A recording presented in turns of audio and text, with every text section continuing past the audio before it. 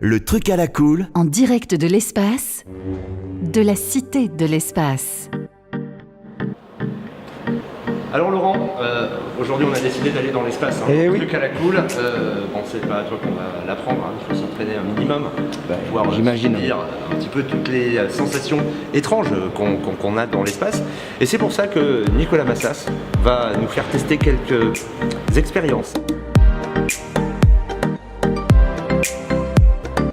Et la première que vous voulez nous faire tester va nous permettre normalement de découvrir une sorte de sixième sens. C'est ça, on va jouer avec votre oreille interne. Là, ce que je vais vous faire faire, c'est un vrai entraînement d'astronaute. C'est vraiment ce qui... Ouais.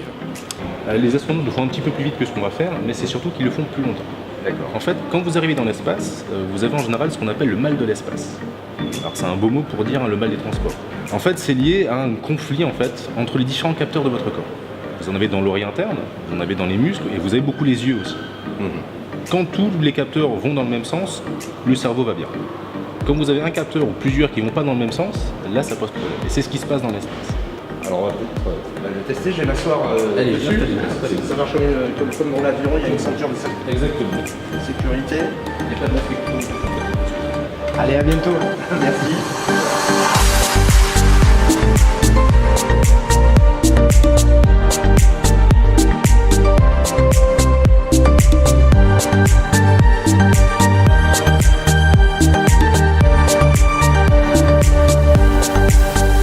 Alors d'habitude j'ai l'habitude de faire ça avec de l'alcool, d'avoir la tête qui tourne, de se croire que je vais à gauche alors que je vais à droite, même si je sais, je fais du sport, tout ça.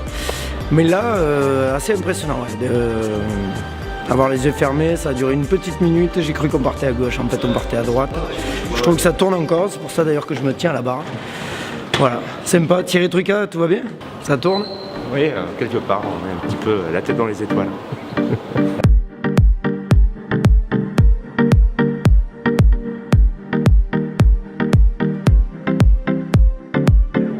Ça y est, sur la Lune. Ça me fait rigoler. On est à combien de kilomètres? Un peu moins de 400 000 km de la Terre. D'accord. Et on est ici grâce à ce simulateur qui est à la disposition des visiteurs ici à la Cité de l'Espace et qui permet donc de découvrir quelque peu quelle est la gravité sur la Lune.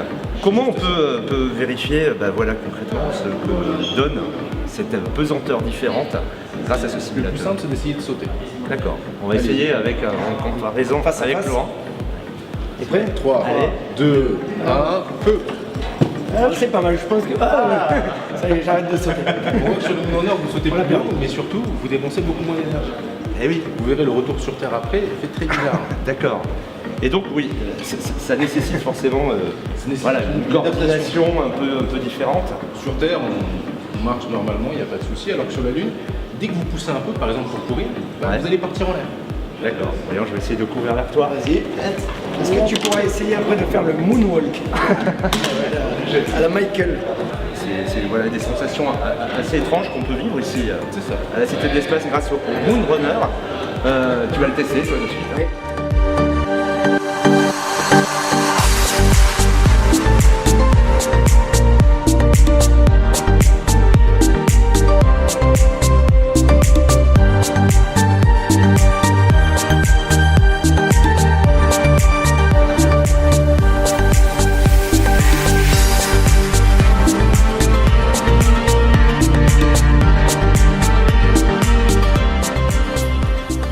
prévu, nous voici à présent dans une station spatiale internationale.